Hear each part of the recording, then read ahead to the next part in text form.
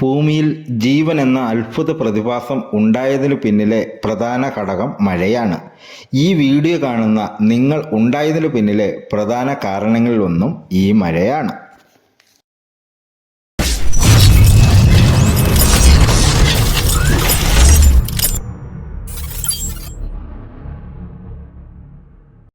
ഞാൻ കുട്ടിയായിരുന്നപ്പോൾ മുതൽ തന്നെ എന്നെ അത്ഭുതപ്പെടുത്തുന്ന നിരവധി പ്രതിഭാസങ്ങൾ എൻ്റെ ചുറ്റിലും ഉണ്ടായിരുന്നു.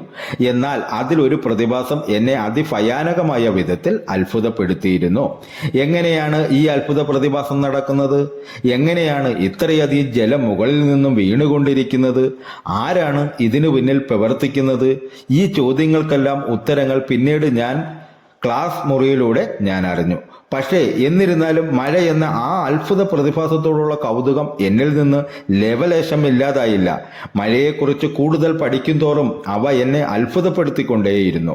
ജലം നീരാവിയായി മുകളിൽ എത്തിയതിനു ശേഷം പിന്നീടാണ് അത് മഴയായി പെയ്യുന്നത്. മഴ എന്താണ് എന്നുള്ള ചോദ്യത്തിന് എല്ലാവരുടെയും ഉള്ളിൽ കിടക്കുന്ന റെഡിമെയ്ഡ് ഉത്തരമാണിത്. മഴ എന്ന പ്രതിഭാസത്തിന് നാം തന്നെ ആ ഒരു ഉത്തരത്തിന് ഫുൾ സ്റ്റോപ്പ് ഇട്ടിട്ടുണ്ട്. എന്നാൽ ഈ ഒരു പ്രതിഭാസം ഈ ഒരു ഉത്തരത്തിൽ ഒതുങ്ങേണ്ട ഒന്നാണോ?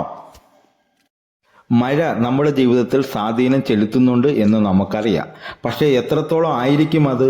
എന്നാലും അത്ര വലിയ രീതിയിലുള്ള സ്വാധീനമൊന്നും മഴ നമ്മുടെ ജീവിതത്തിൽ വരുത്തുന്നില്ല. പക്ഷേ ഇത് നമുക്ക് എങ്ങനെ ഉറപ്പിക്കാൻ കഴിയും?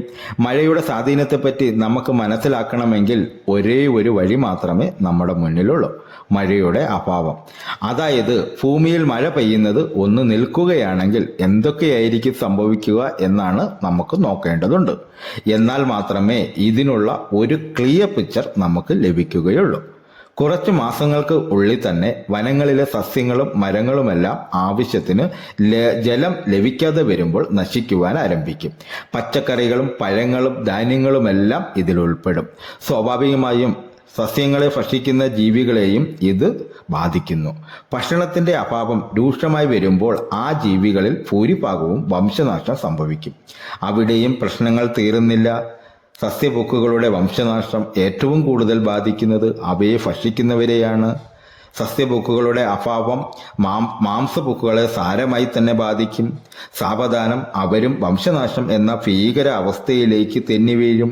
ഈ ഒരു സമയത്ത് തന്നെ ഭൂമിയിലെ നദികളും കായലുകളുമെല്ലാം വറ്റി തുടങ്ങിയിട്ടുണ്ടാവും. മാംസവും സസ്യവും മൺമറഞ്ഞ ആ ഒരു സമയത്ത് മനുഷ്യന് ഭക്ഷിക്കുവാനായി ഒന്നും തന്നെ ഉണ്ടായിരിക്കുകയില്ല. ഭക്ഷണമില്ലാതെ മനുഷ്യൻ എന്ന ജീവിക്ക് 3 ആഴ്ചത്തോളം അതിജീവിക്കാമെങ്കിലും ജലമില്ലാതെ 3 ദിവസം പോലും അതിജീവിക്കുവാൻ സാധിക്കുകയില്ല. ഇനി അഥവാ ഭക്ഷണവും ജലവുമെല്ലാം മനുഷ്യന് ശേഖരിച്ചു വെക്കാൻ കഴിഞ്ഞാലോ? നിരവധി ദിവസങ്ങളിൽ ജീവിക്കുവാനുള്ള ഭക്ഷണം മനുഷ്യൻ ശേഖരിച്ചു വെക്കുവാൻ ശ്രമിക്കും. സ്വാഭാവികമായും സൂപ്പർ മാർക്കറ്റുകളും മറ്റു കടകളുമെല്ലാം ശൂന്യമാകുവാൻ ആരംഭിക്കും. എന്നാൽ ഭക്ഷണവും ജലവും ശേഖരിച്ചു വെച്ചതുകൊണ്ട് അത്ര വലിയ വ്യത്യാസമുണ്ടാകാൻ പോകുന്നുണ്ടോ? സസ്യങ്ങളുടെയും മരങ്ങളുടെയും നാശം ഭൂമിയിലെ ഓക്സിജന്റെ അളവ് ഗണ്യമായി കുറയ്ക്കും. സ്വാഭാവികമായും ശ്വാസം കിട്ടാതെ മനുഷ്യൻ ഒന്നൊന്നായി മൺമറയും. അവിടെയും പ്രശ്നങ്ങൾ തീരുന്നില്ല. സസ്യങ്ങളും മരങ്ങളും ഓക്സിജൻ ഉൽപ്പാദിപ്പിക്കുന്നു എന്നതിനപ്പുറത്തേക്ക് നിരവധി കാര്യങ്ങൾ അവർ ഭൂമിയിലെ അന്തരീക്ഷത്തിൽ ചെയ്യുന്നുണ്ട്. അതിശക്തമായ സൂര്യരശ്മികളിൽ നിന്നും കാറ്റിൽ നിന്നും അവ ഭൂമിയെ രക്ഷിക്കുന്നുണ്ട്. എന്നാൽ അവയുടെ അഭാവത്തിൽ കാര്യങ്ങൾ ആകെ മാറിമറിയും. ഭൂമിയിലെ അന്തരീക്ഷത്തിലെ താപനില ക്രമേണ ഉയരുവാൻ ആരംഭിക്കും. വർഷം തോറും ഏകദേശം 36 ഡിഗ്രി സെൽഷ്യസ് കൂടും. പതിയെ പതിയെ നമ്മുടെ ഭൂമി തീകോളത്തിന് സമമായി മാറും. അപ്പോൾ മഴ ഭൂമിയിൽ ഇല്ലാതെയായാൽ എന്തൊക്കെ സംഭവിക്കുമെന്ന് ചെറിയൊരു വ്യക്തത നമുക്ക് കിട്ടി. കൃത്യമായി ഇത് തന്നെ സംഭവിക്കുമെന്ന് നമുക്ക് പറയുവാൻ സാധിക്കില്ല. ചിലപ്പോൾ ഇതിനേക്കാൾ തീവ്രത കുറഞ്ഞ രീതിയിലായിരിക്കും സംഭവിക്കുക. എന്നാൽ ചിലപ്പോൾ ഇതിനേക്കാൾ തീവ്രത കൂടിയ രീതിയിലും ആവാം. മഴയുടെ അഭാവത്തെക്കുറിച്ച് നമുക്ക് മനസ്സിലായി. അപ്പോൾ നമുക്കിനി മഴ വരുത്തിയ മാറ്റങ്ങളെക്കുറിച്ച് ഒന്ന് നോക്കാം. 2.7 മില്യൺ വർഷങ്ങൾക്ക് മുമ്പാണ് ഭൂമിയിൽ മഴ പെയ്യാൻ ആരംഭിച്ചത്. അന്ന് പെയ്ത മഴ എന്ന ആ പ്രതിഭാസം ഭൂമിയെ അക്ഷരാർത്ഥത്തിൽ മാറ്റിമറിച്ചു. തീഗോളമായ ഭൂമി തണുക്കുവാൻ തുടങ്ങിയത് മഴയുടെ വരവിന് ശേഷമാണ്.